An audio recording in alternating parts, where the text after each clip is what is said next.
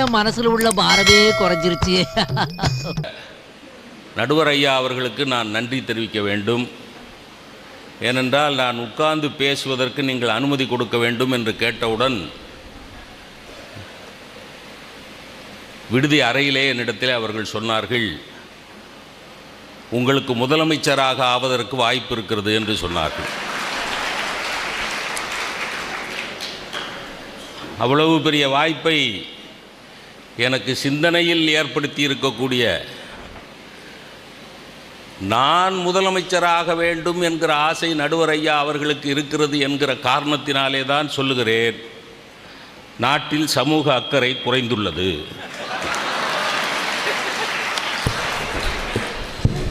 வேற ஒன்றுமே வேணாம், இவ்வளோதான். எனக்கு என்ன தெரியும் அரசியல் நிர்வாகம், எனக்கு என்ன தெரியும்?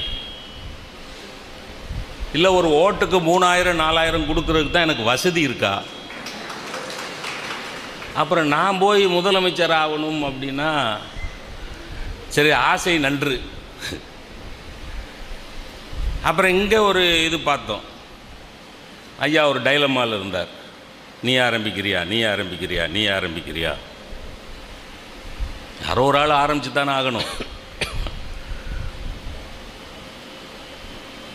நடுவர் அவர்களே விதிவிலக்குகளை கொண்டு வந்து நிறுத்தி கொண்டு, இங்கே இவர் இப்படி செய்தார், அவர் அப்படி செய்தார், அவர் வெள்ள நேரத்தில் உதவி செய்தார், இவர் சுனாமியிலே உதவி செய்தார் என்று 10-15 உதாரணங்களை மட்டும் காட்டினால் சமூக அக்கறை இருக்கிறது என்று அர்த்தம்.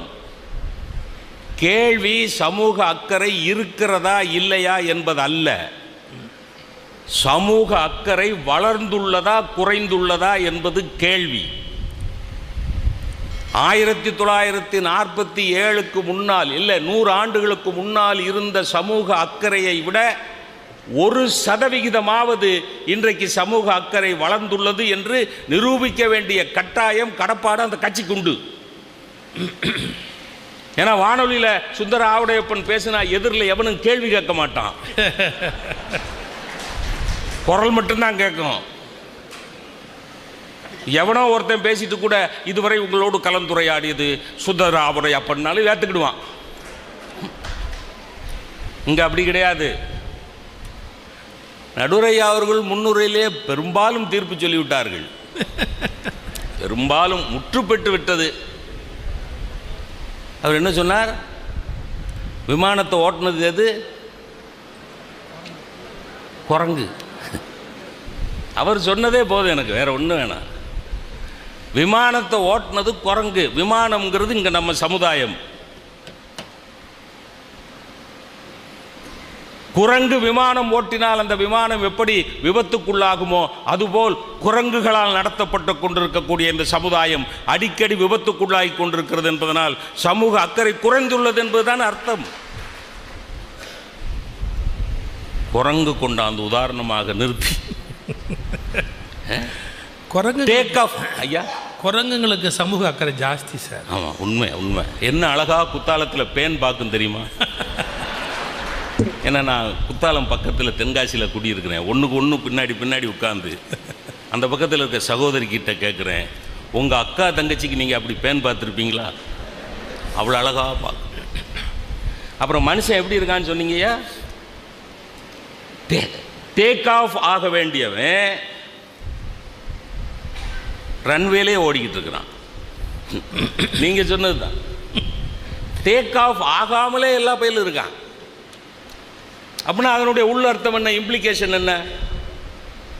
என்னைக்கு மனுஷன் டேக் ஆஃப் ஆகுறானோ அன்னைக்கு தானே சமுதாயம் உருப்படும்.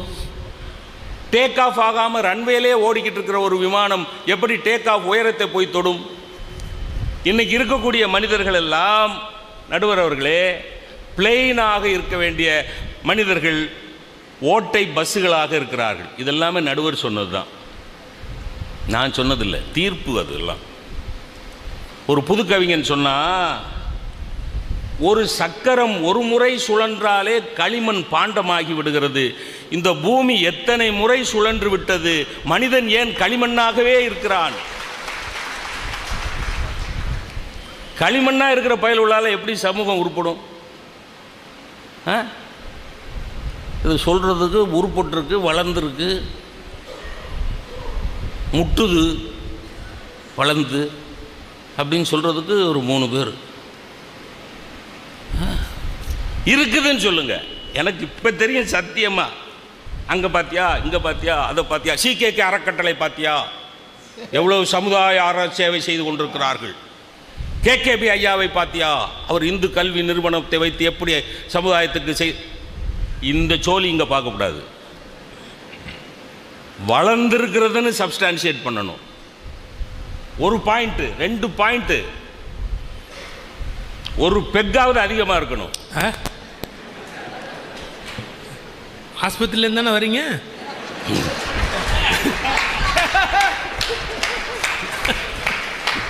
தெரியும், உங்களை தூண்டி விட்டால் இப்படி நகைச்சுவை வரும் என்று எனக்கு தெரியும். ஏனால் தூண்டி விடுவதற்கு தானே பெக்கே. எங்கே வளர்ந்துருக்குது? இல்லை என்ன வளர்ந்துருக்குது நீங்கள் சொல்லுங்கள், என்ன வளர்ந்துருக்குது? நடுவர் அவர்களே, உங்களுக்கு கத்ரீனா கைஃப் தெரியுமா? கேத்ரினா கைஃப்? நோ. ரொம்ப ஞான சூன்யம் ஐயா. You are not fit to be an Indian citizen. ஒரு வடநாட்டு நடிகை. ஓ, அழகுனா அழகு, அப்படி அழகு. 33 வயசாயிருக்கு. எவ்வளோ பர்டிகுலர்ஸ் விரல் நுனியில் வச்சுருக்கேன். அதனால தான் 4 மாதம் உடம்பு சரியில்லை.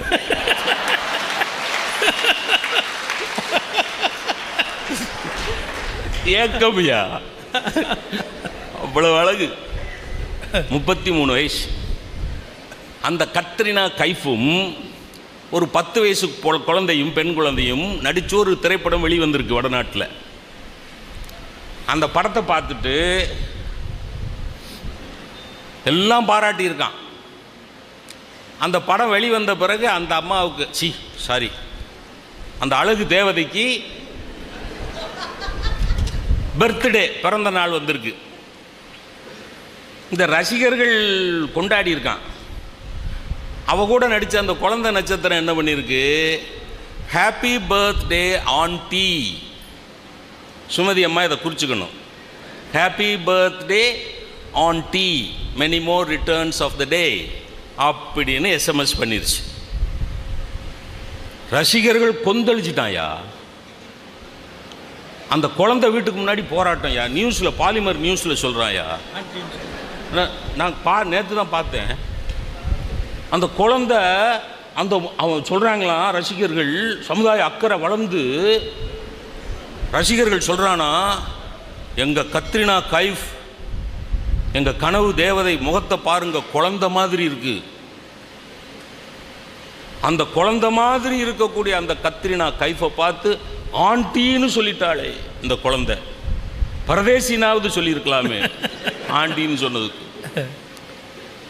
எப்படி ஆண்டின்னு சொல்லலான்னு போராட்டம் நடையா நாட்டில். அவளை ஆண்டின்னு சொன்னா என்ன, வாயில் என்னன்னு தான் வருது. என்ன சொன்ன அதுக்குன்னா, இதுக்கு ஒரு போராட்டம். இந்த கிறுக்கு பயப்பிள்ளைய இருக்க நாட்டில் சமூக அக்கறை வளர்ந்துருக்கிறது. இதாயா பெருவாரியான கூட்டம் அந்த நாட்டில் இல்லைன்னு சொல்லுங்க. சும்மா ஒரு 100 பேர் கூடியிருக்கிற சபையை காட்டிக்கிட்டு வளர்ந்துருக்குதுலாம் பேசப்படாது. சத்தியம் பேசணும். ஒன்று கடவுளுக்கு பயப்படணும், இல்லை மனசாட்சிக்கு பயப்படணும். ரெண்டுக்கும் பயப்படாமல் வந்து பேசக்கூடாது. வளர்ந்துருக்கிறதா? இந்த கிறுக்கு எங்கே இருக்க நாட்டில் எப்படி வளரும்?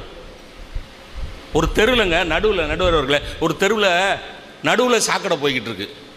வேற ஊருக்காரர் ஒரு பெரியவர் வந்து சொல்லியிருக்காரு, எப்போ சாக்கடை சின்னதாக இருக்குது, இப்போவே உங்கள் தெருக்காரைக்கெல்லாம் சேர்ந்து கொஞ்சம் செலவழித்து இந்த சாக்கடையை அடைச்சிடலாம்ல. இப்போ பாருங்கள், தாண்டி போய்கிட்டு இருக்கீங்களே, இப்படியே விட்டுட்டிங்கன்னா இந்த சாக்கடை பெருசாயிருமே, என்னப்பா பண்ணுவீங்கன்னு கேட்டால் அந்த தெருக்காரன் ஒரு வகையை சொல்லியிருக்கான், ஓடியாந்து தாண்டுவோன்னு இருக்கான். நாசமாக போவோ, சாக்கடை சின்னதாக இருக்கையிலே மூடுங்கடான்னு ஒருத்தன் அட்வைஸ் பண்ணால், பெருசாகிட்டா என்னடா பண்ணுவீங்க, கஷ்டப்படுவீங்களாடான்னா அங்கேருந்து ஓடி வந்து தாண்டுவோன்னு சொல்கிறானே. இப்படிப்பட்டவனை ஒரு 99% வச்சுக்கிட்டு இந்த நாட்டில் சமூக அக்கறை வளர்ந்துருக்கிறது அப்படின்னா என்னங்க அர்த்தம்? அதுக்கு இதை பொறுமையாக கேட்குறதுக்கு கடைசி வரைக்கும் எல்லாரும் இருக்கணும்னு வர நீங்கள் சொல்கிறீங்க. சார் ஸ்கூட்டரில் நம்ம போனோம்னா, இப்போ நானே ஸ்கூட்டர் வச்சுருக்கேன், அப்படி போனோன்னா காலேஜ் போகல நைட்டு மார்க்கெட்டிங் போயிட்டு வரையில் ஹெட்லைட்டை வீட்டில் வண்டியை நிறுத்துகிற போது ஆஃப் பண்ணாமல் விட்ருவேன், சுவிட்ச் ஆஃப் பண்ணாமல் விட்ருவேன். அது காலையில் எடுத்துக்கிட்டு போயில அந்த ஹெட்லைட் எரியும். காலேஜுக்கு போகல நீங்கள் பார்த்தீங்கன்னா சமூக அக்கறை பயங்கரமாக வளர்ந்து சுந்தராவுடைய பெண் எதிரில் வர்றவன் பூரா ஹெட்லைட் எரியுதாம்மா, என் மேலே அவ்வளோ அக்கறையாம், பகலில் ஹெட்லைட் எரியுதாம்மா, இப்படிம்மா. நானே 30 தடவை பெட்ரோல் டேங்க்கு ட்ரை ஆகி உருட்டிக்கிட்டு போயிருக்கேன்யா. ஒரு பய நிறுத்தி என்னங்க ஏங்க உருட்டி, ஏன் பேராசிரியர் உருட்டிக்கிட்டு போகிறீங்க, பெட்ரோல் இல்லையா, வாங்க என் வண்டியில் வாங்க, பக்கத்து பங்க்கில் போய் வாங்கிட்டு வருவோம். இல்லை எங்கேயா கேட்டிருக்கீங்களா, லைட்டு ஹெட்லைட் எரியலைன்னு அக்கறை அதாவது என்ன தெரியுமா, உடல் நோகாமல், நல்லா கவனிங்க, எனக்கு உடல் நோகாமல், எனக்கு ஒரு பைசா செலவு இல்லாமல், என் வீட்டுக்கு ஒரு சேதமும் இல்லாமல் ஏதாவது செய்ய முடிஞ்சால் செய்வோம். ஆனால் என் உடம்புக்கு நோவு வரும்னா, என் பணம் செலவாகும்னா, என் வீட்டுக்கு ஒரு சேதம் வரும்னா அந்த காரியத்தில் இறங்க மாட்டோம். இதுதான் சமூக மனோபாவம், சோஷியல் ஆட்டிடியூட். எப்படி வளரும்? நான் அடுத்து பேசுகிறேன்னு கேட்டீங்களா? எப்படியா வளர்றேன், எப்படி வளர்றேன்? அக்கறைனா என்ன தெரியுமா பெரியவர்களே, அக்கறைனா என்ன தெரியுமா? விவேகானந்த சுவாமிகள் ஒரு நாள் இரவு முழுவதும் தூக்கம் இல்லாமல் தவித்து விட்டு அடுத்த நாள் காலையில் சிஷ்ய பிள்ளைகள்கிட்ட சொன்னார், நேற்று இரவு முழுவதும் எனக்கு தூக்கம் வரவில்லையப்பா, இந்த உலகத்தில் ஏதோ ஒரு மூலையில் ஏதோ ஒரு அசம்பாவிதம் நடந்திருக்கிறது என்று விவேகானந்த சுவாமிகள் சொன்னார். அன்றைக்கு செய்தி வந்தது, ஃபிஜி தீவிலே நிலநடுக்கம் ஏற்பட்டிருக்கிறது என்று. ஃபிஜி தீவிலே ஏற்படக்கூடிய நிலநடுக்கத்தால் பாதிக்கப்படக்கூடிய மனிதர்களை நினைத்து இங்கே இந்தியாவிலே ஒரு ஆத்மா துடிக்கிறது என்று சொன்னால் அது சமுதாய அக்கறை. அப்படிப்பட்டவர்கள் இன்றைக்கு எங்கே இருக்கிறார்கள்? எங்க இருக்கிறாங்க? விவேகானந்த சுவாமிகள் மாதிரி ஆன்மீகம் எங்க இருக்குது? மடம் இருக்கா, மதம் இருக்கா? தென்காசியில் காத்து அப்படி அடிக்குதியா? ஒரு மடாதிபதி கோயிலுக்கு போறாரு சார், 2 பக்கமும் சார் காற்று அப்படி அடிக்குது சார். அந்த மடாதிபதி பார்த்தீங்கன்னு சொன்னால் அவ்வளோ சைஸில் இருக்கார் சார், இவ்வளோ சைஸு. அவர் நடக்க முடியாமல் நடந்து போயிட்டார். காற்று குபுன்னு தென்றல் காற்று அடிச்சு இந்த பேட்டரியில் ஓடுற 2 ஃபேனை தூக்கிக்கிட்டு பின்னாடி 2 பேர் ஓடிடுறான் சார். இந்த மடத்த அதிபதி இந்த சமுதாயத்தை காப்பாற்றி அக்கறையை வளர்த்து, பாரதி என்னை பொறுத்தவரையில், நான் படித்த அளவில் என்னை பொறுத்தவரையில் சமுதாயம் என்கிற வார்த்தையை அறிமுகப்படுத்தியது, தமிழுக்கு அறிமுகப்படுத்தியது பாரதி. பாரத சமுதாயம் வாழ்கவே, 30 கோடி ஜனங்களின் சங்கமம், முழுவதற்கும் பொது உடைமை, ஒப்பிலாத சமுதாயம், உலகத்துக்கு ஒரு புதுமை அப்படின்னு சமுதாயம் பொது உடைமை என்கிற 2 கான்ட்ரிபியூஷன் ஆஃப் வேர்ட்ஸ் கொடுத்தவன் பாரதி. பாரத சமுதாயம், மனித சமுதாயம், அதுதான் சமுதாயம்ங்கிறதுக்கு அர்த்தம். இன்னைக்கு சமுதாயம்ங்கிற வார்த்தை எப்படி சுருங்கி இருக்கு? தேவர் சமுதாயம், முதலியார் சமுதாயம். எங்க மாமா ஒருத்தர் இருக்கார் திருநெல்வேலியில், வீட்டில் ஒட்டக்கூத்தர் படம் மாட்டியிருந்தார். நான் கேட்டேன், ஏன் மாமா ஒட்டக்கூத்தர் படம் மாட்டிருக்கீங்களே? ஒட்டக்கூத்தர் யாருன்னு தெரியுமா? ஏல அவர் நம்ம ஆளா? யார் ஒட்டக்கூத்தர்? நம்ம ஆளா? என்ன மாமா சொல்றிய? என்ன ஏல அவர் முதலியார்லா? யார்? ஒட்டக்கூத்தர் முதலியாரா? நான் எதுக்கும் பயப்பட மாட்டேன். நான் கேட்டேன், மாமா ஒட்டக்கூத்தர் முதலியார்னு உங்களுக்கு தெரிஞ்சிருச்சு, இந்த தக்கையாக பரணின்னு ஒரு நூல் இருக்கே, அதை எழுதுனது யாருன்னு கேட்டேன். அது எவன் எழுதுனா நமக்கு என்னல, அதை எழுதுனது ஒட்டக்கூத்தர். தக்கையாக பரணி என்கிற இலக்கியத்தை படைத்தவர் ஒட்டக்கூத்தர் என்பது தெரியவில்லை. ஆனால் ஒட்டக்கூத்தர் என்பவர் முதலியார் என்பது தெரிந்திருக்கிறது. நான் மறுபடியும் கேட்டேன் எங்கள் மாமாட்ட, மாமா ஒட்டக்கூத்தர் முதலியார்னு உங்களுக்கு தெரிஞ்சிருச்சு, ஒட்டக்கூத்தருக்கு தெரியுமான்னு. தேவர் சமுதாயம், யாதவர் சமுதாயம், நடுவர் அவர்களை நெஞ்சு நொந்து சொல்லுகிறேன். ஒரு கூட்டத்தில் ஒரு சுதந்திர தின பெருவிழாவிலே பேசுகிற போது பெருந்தலைவர் காமராஜர் அப்படின்னு சொன்னா ஒரு குரூப் கைதட்டுது. அக்கறை வளர்ந்துருக்குது. வஉசின்னு சொன்னா இன்னொரு குரூப் கைதட்டுது. அந்த பெருந்தலைவர் காமராஜர்னு சொன்ன போது கைதட்டின குரூப்பு வஉசின்னு சொல்லையில தட்ட மாட்டேங்குது. அக்கறை பிச்சுக்கிட்டு ஏறுது. ஏன் காமராஜர் சுதந்திரத்துக்கு போராடின அளவுக்கு வஉசி போராடலையா? பசும்பொன் முத்துராமலிங்க தேவர் எப்படி அடையாளம் காட்டப் போகிறீர்கள்? தேவர் என்றா மிகச்சிறந்த ஆங்கில பேச்சாளன் என்றா, மிகச்சிறந்த சுதந்திர போராட்ட தியாகி என்றா? இன்னைக்கு மிகப்பெரிய தலைவர்களை எல்லாம் சாதிக்குள்ளே கொண்டு போய் அடைத்து, சாதி சிமிழுக்குள்ளே கொண்டு போய் அடைத்து வைத்துக் கொண்டால் சமூக அக்கறை எப்படி வளரும்? இன்னும் உயர் ஜாதி கீழ் ஜாதி பிரச்சனை இருக்கா இல்லையா? இன்னும் இருக்கா? அடிச்சாயா? சித்தர் செவுட்டில் அடிச்சாயா? இறைச்சி தோல் எலும்பிலும் இலக்கமிட்டு இருக்குதோன்னு கேட்டா. இதுக்கு மேல என்னையா கேட்கணும்? எலும்புல நம்பராடா போட்டிருக்கு. நீ உயர் ஜாதினா 1 நம்பர், கீழ் ஜாதினா 100 நம்பர்னா போட்டிருக்கு. இறைச்சி தோல் எலும்பிலும் இலக்கமிட்டு இருக்குதோன்னு சித்தர் செவுட்டில் அடிச்சு கேட்ட பிறகு இன்னும் சாதி பிரச்சனை இருக்கு சார். இந்த சமூகத்தில் என்ன சார் அக்கறை இருக்கு? வடநாட்டிலே ஒரு கீழ் ஜாதி பெண்ணுடைய நிழல் ஒரு உயர் ஜாதி ஆண்மகன் மேலே பட்டுவிட்டது என்பதற்காக அந்த கீழ் ஜாதி பெண்ணை தெருவில் கட்டி வச்சு அடிச்சிருக்கான் சார். ஆனால் நொந்து சொல்றேன் சார், என்ன அக்கறை வளர்ந்துருக்கு? ஒரு நிழல் பட்டதுக்குயா தொடக்கூட இல்லை.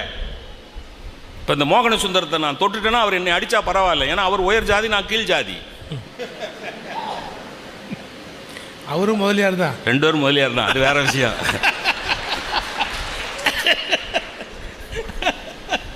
இதிலிருந்து பெறப்பட வேண்டிய தத்துவம் என்ன என்றால், ஒரே ஜாதிக்காரனில் சில பேர் கீழ் ஜாதியாகவும் இருக்கலாம், மேல் ஜாதியாகவும் இருக்கலாம். அதான் இதில் பெறப்பட வேண்டிய தத்துவம். அவன் செயற்பாடுதான் சாதியை தீர்மானிக்குது. ஒரு நிழல் பட்டதுக்கு ஒரு பொண்ணை தெருவில் கட்டி வச்சு அடிச்சிருக்கான் சார். செய்தி சார், சொல்லுங்க. அப்புறம் சமூக அக்கறை ஔவையார் சொன்னது எங்க சார் போச்சு? சாதி இரண்டொழிய. ஆனா எனக்கு அவ்வை அந்த பாட்டியை ரொம்ப பிடிக்கும். ஏன் தெரியுமா? அந்த வார்த்தை என்னமா போட்டா பாருங்களேன். சாதி இரண்டொழிய சாற்றுங்கா. நம்ம ஊரில் திருநெல்வேலியில் என்ன சொன்னா, ஒரே சாத்துனோம்னா, சாத்துறதுன்னா அரைகிறது. அவ சொன்னா சாதி இரண்டொழிய சப்புன்னு அடிச்சா தாண்டா 2 ஜாதின்னு ஒத்துக்குவான்னு அர்த்தம். அதுக்கு ஜாதி இரண்டொழிய சாற்றுங்க. அந்த அவ்வை பிராட்டியுடைய வாக்கியம் எங்க போச்சு? ஜாதிகள் இல்லையடி பாப்பான்னு சொன்னானே பாரதி, அது எங்க போச்சு? நடுவர் அவர்களே, பெல் அடிச்சிட்டீங்களா? அக்கறை. நீங்கள் சொன்னீங்களே அந்த சமயம் மதம். நான் மதுரையில் தான் பிறந்தேன், வளர்ந்தேன், படித்தேன். ஆனால் நான் அந்த ஊரை விட்டு தென்காசிக்கு வந்து செட்டில் ஆன பிறகு தான் மதுரை ஆதீனத்துக்கு நித்யானந்த அதிபதி ஆனாரியா. எவ்வளவு துரதிருஷ்டம் தெரியுமா? அதை விட பெரிய துரதிருஷ்டம் என்ன தெரியுமா?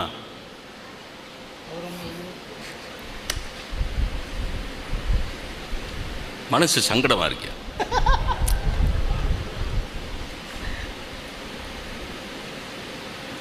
ரஞ்சிதா சன்னியாசி ஆயிட்டாங்கய்யா.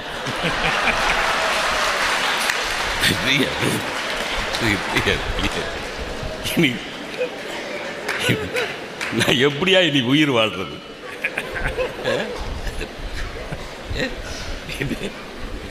உங்களுக்கு சிரிப்பா இருக்கு, என் வேதனை எனக்கு. சரியாச்சு, இது வளர்ந்துருக்கு. கமலஹாசன் சொன்னார், நீங்கள் இது ரெஃபர் பண்ணுறதுனால சொல்கிறேன், 2 நிமிஷம் கொடுங்க, ஒரு சில விஷயங்கள் இருக்குது, நிறைய சொல்லணும். இந்த பாலபிஷேகம்னு சொல்லி 10 லிட்டர் 20 லிட்டர் பாலை கொண்டு போய் சிலையில் ஊற்றுறீங்களே, அவர் சொன்னது அப்படியே நீங்கள் சொல்கிறது தான்.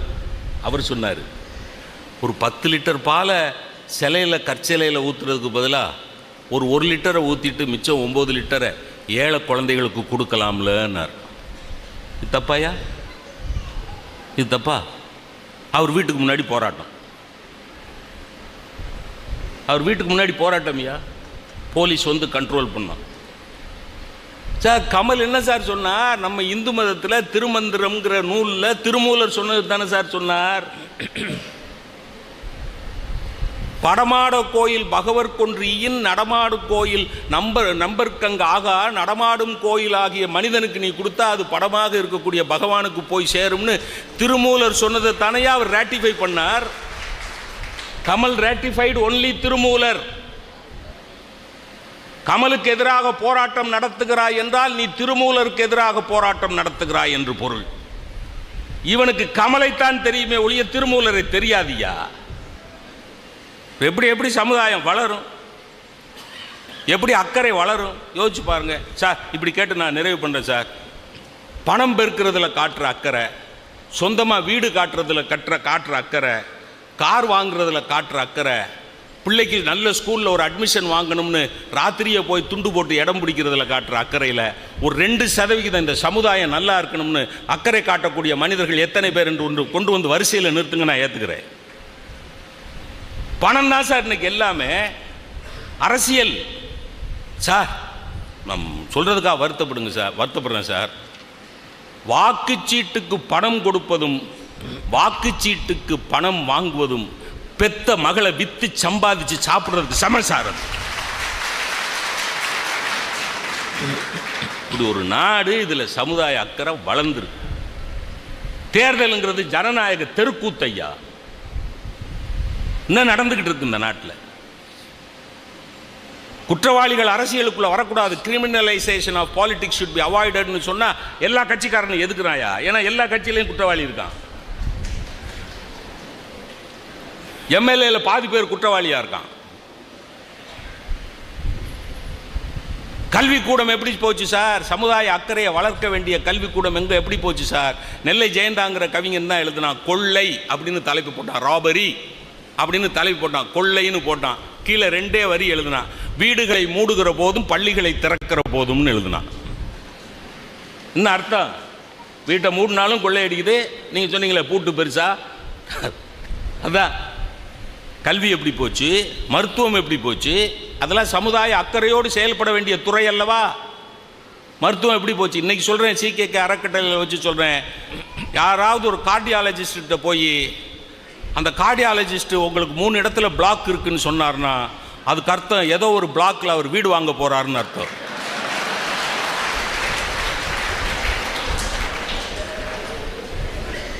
இதான் பிளாக் திங்கிங். எப்படி போச்சு சார்? சார் ஒரு வருஷம் இந்த MBBS படிக்கிற பிள்ளைங்கள்லாம் போய் ஒரு வருஷம் கிராமத்தில் சேவை செய்யணும்னு சொன்னதுக்கு எதிர்ப்பு தெரிவித்த நாடு சார் இது. அப்புறம் என்ன சமுதாய அக்கறை வளர்ந்துருக்குது? காவல்துறை எப்படி போயிடுச்சு, நீதித்துறை எப்படி? இவங்க தான் சார் சமுதாயத்தில் அக்கறையை வளர்க்க வேண்டிய துறையை சார்ந்தவர்கள். ஒரு போலீஸ்காரர் ஒய்ஃப்ட்ட கேட்டேன் சார், ஏமா நீ ஏதாவது தப்பு தண்டா பண்ணால் உன் போலீஸ்கார புருஷன் உன்னை அடிச்சிருவாராமா.